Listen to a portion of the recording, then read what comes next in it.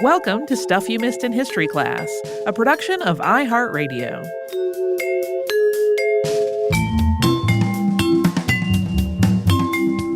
Hello and happy Friday. I'm Holly Fry. And I'm Tracy V. Wilson. We talked about haunted houses this week, Tracy. Yep, we did. I said that we would mention in this episode kind of why this is almost or at least began really as a uniquely U.S. phenomenon. And it's something that actually came up on our episodes about the Haunted Mansion, because we talked about how they expanded that idea into parks around the world and how there are just other cultures where the ghost thing is not cool as an entertainment. It's disrespectful. And so that's part of the reason why, the U.S. has this kind of obsession with something that maybe hasn't spread globally. I should mention, though, that Universal now does do Halloween Horror Nights in all of its global parks. So that is shifting, certainly. It's not as though, other places haven't. It just seems like the U.S. took the idea and ran with it at full tilt. Well, and when I was looking for artwork to put on our social media for this episode, I did find pictures of mostly the exteriors of haunted houses in other parts of the world, but I did not look deeply enough to see if those were associated with U.S. chains. Right. Or U.S. Business entities or not. I'm not going to out them, but I will tell you, we have a colleague who recently confided to me that they are afraid of the Haunted Mansion. What? Which is so sweet. If you just don't like scary things, even if they're kind of cute and pretty benign, you just don't like scary things. It's fine. Yeah. But it struck me as funny. Also, big shout out to Muppets Haunted Mansion if everybody hasn't watched it yet. It's marvelous. Marvelous. Yeah, the last time I was at Disney, I remember a small child at the very beginning of the Haunted Mansion just absolutely losing it. And in a way that was both upsetting and funny, because the child was obviously clearly scared, but it also seemed like one of those moments that will be looked back on. Right. Be like, remember that time I got so scared? Remember when you lost your mind in the Haunted Mansion? So when I was a kid, I grew up outside of Winston-Salem, North Carolina.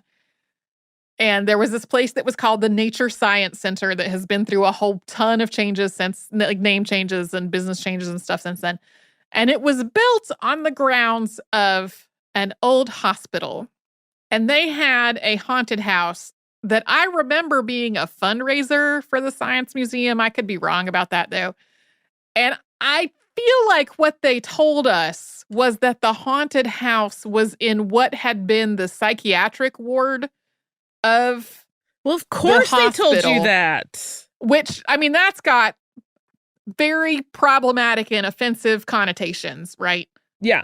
Simultaneously, it was terrifying. And I remember being so scared and in there every single year. And yet every single year I was like, when do we get to go to the haunted house? I tried briefly to confirm whether they were being truthful with that, because it definitely was a hospital. The Science Museum was not in what had been the hospital, but the hospital structure was still on the property. And that was where they were having the haunted house. And I remember of the various haunted, there would be the elementary school would have the haunted house as a fundraiser for the PTA and that kind of stuff. And I remember among all of the things, all of the haunted house experiences of my childhood, the one at what was at the time called the Nature Science Center was the scariest one. Yeah. Yeah, I feel like we didn't do a whole bunch growing up. I didn't really get into haunted houses until I was probably college age. My beloved used to help build the JC's haunted house every year. He has so many memories that he loves to recount about working on those. And of course that was post all of the code updates. So I haven't ever really asked him was somebody there making sure everything was up to code. But usually I think at that point, most of those that continued were trying to borrow spaces that were already up to code themselves, right? Like, can we do this in the school's cafeteria for 2 nights? Or can we do this in, this office park or whatever? Like, they have one area that's not being used. I've seen them there as well. Of course, I feel I didn't mention, because we really didn't get into the modern ones. There are a lot of, it gets very busy. Like, I didn't mention that Atlanta, of course, is home to one of the biggest and most famed and successful haunted houses in the world, which is Netherworld Haunted House, which I had the delight a few years back of touring it just by myself with our colleague Julie, when she was working on another podcast, and I was helping her capture some audio for it. And that was one of the most fun experiences ever, because they kind of let us say, like, yes, let's do lights out for here and let's do the full thing. Or, hey, can you turn the lights on? Because we want to see how this works. So that was like, nice. The most marvelous, beautiful, interactive haunted house experience you could ever have. I don't think I ever actually went to that haunted house. I just saw their participation in the Dragon Con parade.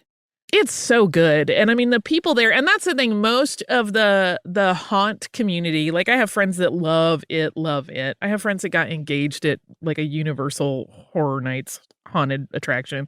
They are so passionate about it as an art in and of itself, and like, creating these places that are safe but still scary and fun. And there are certainly outliers and some controversy within that entire community about who does qualify as a haunt versus something a little more sinister.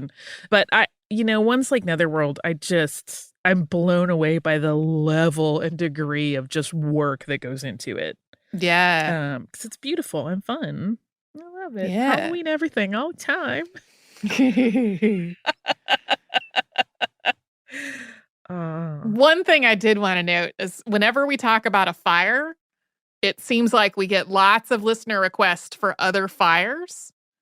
And for whatever reason, of all the tragedies we talk about on the show, the fires tend to be uniquely terrible to research and write about.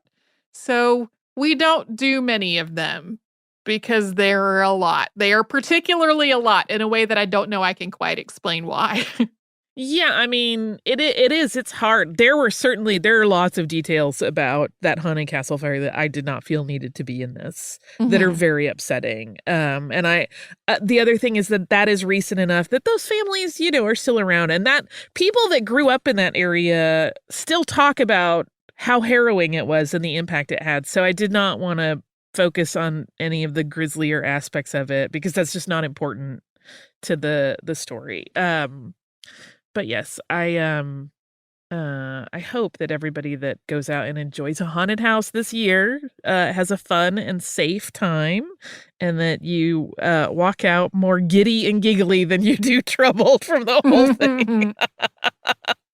Or if you're me, you just keep trying to get the haunted mansion to stop when you're in the ballroom so you can look at everything for there you go. minutes, which happened the last time I was there, and I was the happiest squealing child on the planet. So happy haunts to everybody, and we hope that your Halloween season is going delightfully.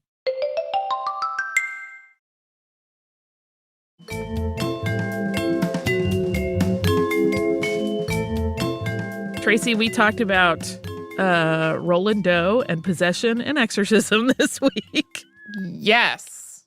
And I mentioned that this is one that's been rattling around in my brain for a while, and there are a few reasons. One, I cannot tell you how much this case was discussed in my house growing up. Yeah.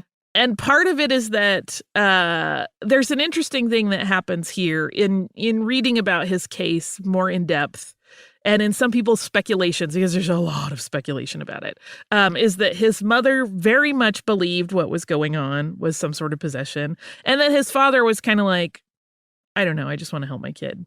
And there is even speculation that his dad was a little bit absent, and that this may have been an incident of him kind of acting out because he didn't have the attention of his parents in the way that he wanted. But it makes me laugh because, can I just tell you, I suspect that if I had behaved in any of these ways, my mom would have been like, you're possessed. And my dad would have been like, what is your problem? Because my dad was very much not a believer in such things.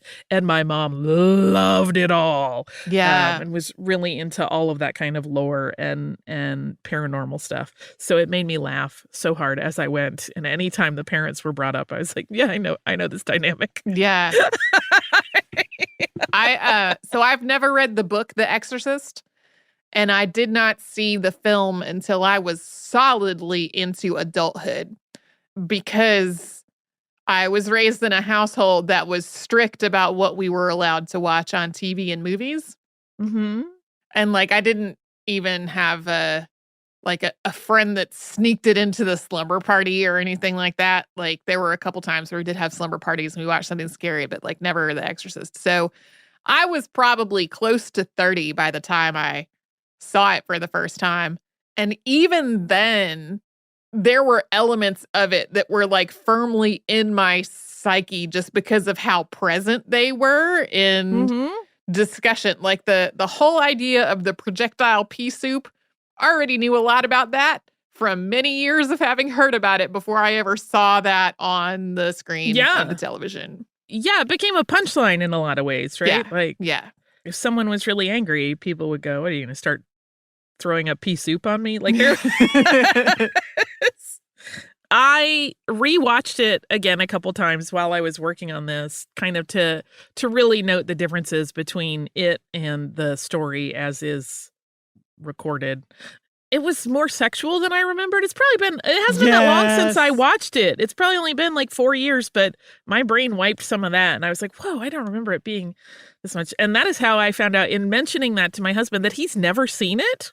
Huh. I don't know how that happened because I watch it with frequency, but I think I must be watching it in the sewing room without him.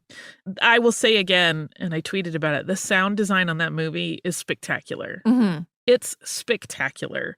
And I don't just mean like, oh, it really sounds gross. Like, in terms of how it transitions from scene to scene, it's just handled beautifully. They deserve that Oscar, no question about it. I also wanted to mention 2 other things that came up. And this is a thing that gets bandied about. And I will say, if you go looking for information on this story online, you will find a lot of, I don't know if banter is the right word, but there is a lot of, well, I did research and it contradicts this other writer that everybody thinks is the expert. And like, no, I did my research. There's a lot of that involved, which is fine. But one of the things that kept coming up, and I just found it kind of funny and charming to think about, is the moving of the bed. And a lot of people pointing out, but like in the late 1940s, a lot of beds still had wheels. And like maybe that was adding to perhaps a precocious kid's ability to make the bed move without it. But then there are all of these accounts that go, no, he wasn't moving at all. He was lying perfectly still. I don't know. Maybe. Listen, clever children can set up all kinds of mechanisms. I'm very skeptical. So that's my stance. But the other thing that is very funny to me, and this is like the 10-year-old boy who lives inside of my soul coming out. Mm-hmm. In the priest diary, there are a couple of mentions of during his possession episodes, flatulence. And I'm like, wait, is gas demonic now? Because it is, we have a problem. Right. I think we all have a little problem to deal with at that point. It just made me laugh and was a funny element in this story. Yeah. Oh, The Exorcist. Oh, Roland Doe. It's very ripe for people to interpret however they wish because of the lack of documentation. So, yeah. I am not a believer, but if people love it and want to believe in it, I guess that's fine. Yeah, it's one of those things where I am not a believer either. And the one thing that like troubles me about these kinds of stories is how often it seems like, okay, this is harming someone. Right. But then you get into fabulous movie depictions that are right. And that's another thing is that there are definitely some essays you will find where people will talk about, like, if you actually believe that something like demonic possession is possible, that movie does a terrible disservice in making it this sensationalized thing and not a real problem to deal with. Mm-hmm. But also, I mean, we mentioned it. There were definitely priests along the way who were like, hey, I think doing an exorcism on a kid that maybe needs a doctor is going to make stuff a lot worse. Right, right. I mean, there was definitely a reluctance within the church. There were a lot of people who were like, I don't think we're looking at this the right way. This isn't the Middle Ages. We need to get this kid like real help from trained professionals. And that, goes on. I couldn't re-find it when I was first doing my prelim research. You and I will both often like just search a topic and look for kind of what's out there. There was one account that I read that talked about one of the priests either involved or like secondhand involved. He had been a friend of one of them. I don't remember because I could not find it again. Having seen The Exorcist and being very, very angry at how it sensationalized things in a way that he thought would be damaging. Because his take was like, oh, this could be very instructional for the general public. I don't know why anyone would think a fictional movie would be that, and that being an element of its reception. But like I said, I couldn't re-find that article. And so I hate when that happens. Oh, it makes me crazy. And I'll be like, I'm looking at my history in my browser and I can't find it in here either. And I hate it. I mean, I don't think you're as bad as me, but that is what happens when I do that thing where I have like 130 tabs open and then I'm like, well, damn it. Or my computer will crash and I'm like, it's gone forever. I'm never going to find it again. I hope nobody feels like they are possessed by anything other than joy this weekend. Yeah. And that you have obligations that they go smooth as silk, and that if you don't, that you get some rest and some fun. Since this is Halloween weekend, everybody be very, very careful out there if you're celebrating. And if you're not, I hope you find peace and that you're not in any way terrorized by people who want candy or to play tricks.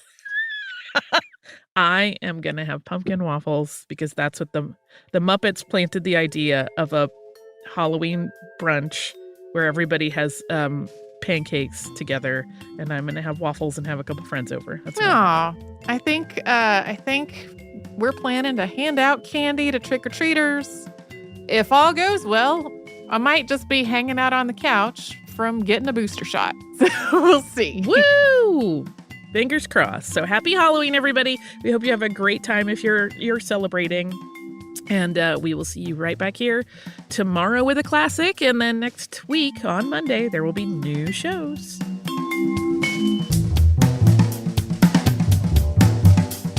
Stuff You Missed in History Class is a production of iHeartRadio. For more podcasts from iHeartRadio, visit the iHeartRadio app, Apple Podcasts, or wherever you listen to your favorite shows.